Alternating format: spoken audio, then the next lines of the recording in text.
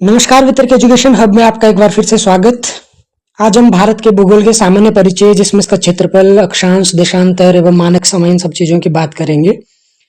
अक्षांश और देशांतर क्या होते हैं, भारत के मानक समय को किस तरीके से निर्धारित किया जाता है, भारत का क्षेत्रफल कितना है, इन सब बातों के बारे में बात करते हैं। पहला है अक्षांश और देशांतरीय विस्तार। ये भारत का नक्शा है।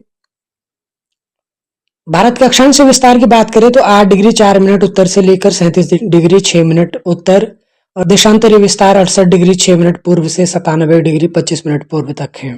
यानी भारत पूर्ण रूप से उत्तरी गोलार्ध में स्थित है। पृथ्वी के दो गोलार्ध, उत्तरी और दक्षिणी गोलार्ध होते हैं। भारत की जो लोकेशन है 8 डिग्री 4 मिनट नॉर्थ से 37 डिग्री 6 मिनट नॉर्थ और 68 डिग्री 6 मिनट ईस्ट से 97 डिग्री 25 मिनट ईस्ट, ये पूरी तरीके से उत्तरी गोलार्ध में पड़ती है। क्षेत्रफल के हिसाब से भारत दुनिया का 7वां बड़ा देश है। इससे ज्यादा क्षेत्रफल वाले देशों की बात करें तो रूस हो गया, कनाडा, यूएसए, चीन, ब्राजील, ऑस्ट्रेलिया, ये ऐसे देश हैं जो भारत में क्षेत्रफल से ज्यादा बड़े देश हैं। रूस दुनिया का सबसे ज्यादा क्षेत्रफल वाला देश है। उसके बाद कनाडा है, फिर संयुक्त राज्य अमेरिका, चीन, ब्राजील, इस तरीके से क्रम में भारत का क्रम 7वां है। अगला है भारत में वर्तमान में 28 राज्य और 8 केंद्र शासित प्रदेश है और क्षेत्रफल भारत का 32,87,263 वर्ग किलोमीटर है, जो कि पूरी दुनिया के कुल क्षेत्रफल का 2.4% है। जबकि 2011 की जनगणना के हिसाब से देखें तो भारत की जनसंख्या दुनिया की जनसंख्या के 17.5% के बराबर है। यानी भारत में 17.5% जनसंख्या निवास करती है, जबकि भौगोलिक क्षेत्रफल पूरी दुनिया का भारत में केवल 2.4% है। इस तरीके से देख सकते हैं तो जनसंख्या का क्षेत्रफल पर बहुत ज्यादा एक तरीके से भार है। अभी हाल ही में भारत दुनिया का सबसे अधिक जनसंख्या वाला देश भी बन गया है। दूरी के हिसाब से उत्तर और दक्षिण में भारत 3,214 किलोमीटर उत्तर से दक्षिण के बीच और 2,933 किलोमीटर पूर्व से पश्चिम के बीच है।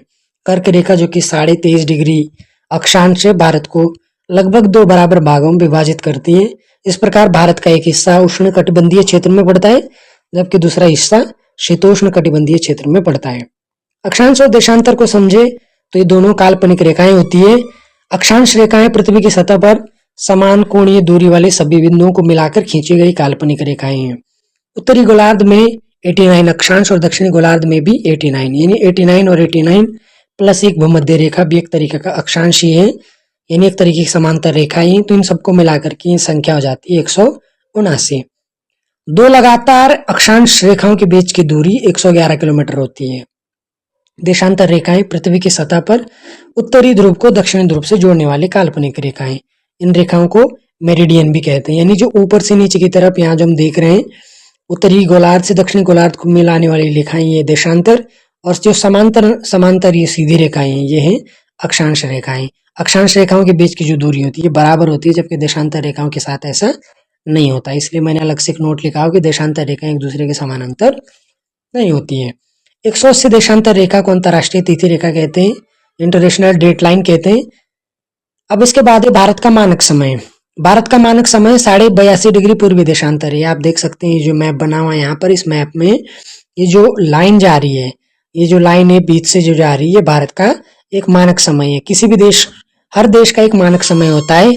मानक समय इसलिए डिसाइड किया जाता है कि सब चीजें मतलब हर पूरे देश में जो समय है वो बराबर रहे, ताकि किसी भी तरीके की असुविधा न हो। जैसे भारत का जो प्राइम मेरिडियन है मानक समय उत्तर प्रदेश के मिर्जापुर जिले से होकर जाता है।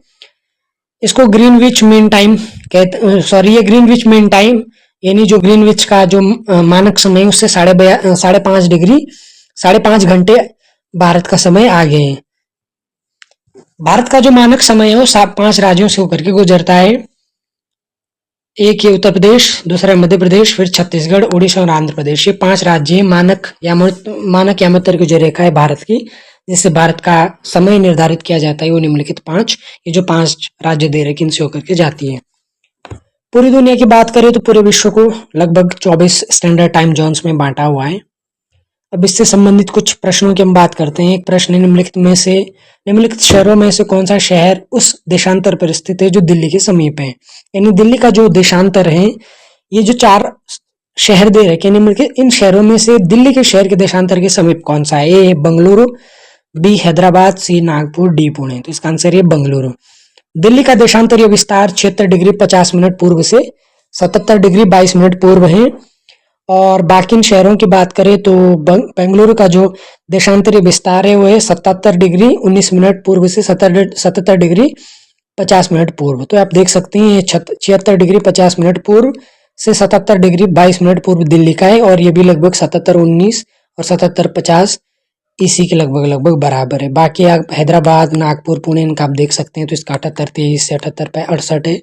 नागपुर का 78-15 से 75-10 और पुणे का 73-19 से 75-10 है। तो ये इन शहरों से दिल्ली के समीप बेंगलुरु का देशांतरी विस्तार है। दूसरा प्रश्न, जब भारतीय मानक समय मेरिडियन पर दोपहर हो तो 120 डिग्री पूर्वी देशांतर पर स्थानीय समय क्या होगा? ए 9:30, बी 2:30, सी 5:30 और डी 8। तो इसका आंसर है option B 2:30। Indian standard time और 120 डिग्री पूर्वी देशांतर के बीच के डिफरेंस की बात करें तो ये लगभग 37.5 डिग्री का डिफरेंस है। चूंकि हम जानते हैं कि एक देशांतर पार करने में लगभग 4 मिनट का समय लगता है, तो 37.5 डिग्री को आप 4 से मल्टीप्लाई करो तो लगभग 150 मिनट यानी 2 घंटे 30 मिनट का समय आता। तो 12 बज रहे थे, उसमें 2.5 घंटे आप और जोड़ दो तो 2.5 बज जाएंगे। तो ये थे कुछ महत्वपूर्ण प्रश्न जो कि भारत के क्षेत्रफल से, यहाँ के स्टैंडर्ड टाइम से रिलेटेड, अंतर्राष्ट्रीय तिथि रेखा या देशांतर रेखाएं, ये सब चीजें थी। और एक और जो पॉइंट था इसमें 1884 में एक समझौता हुआ था जिसमें ये बात बनी थी कि लंदन स्थित ग्रीनविच की जो रॉयल एस्ट्रोनॉमिकल ऑब्जर्वेटरी उससे गुजरने वाली लाइन को प्राइम मेरिडियन या ग्रीनविच माध्य रेखा माना जाएगा।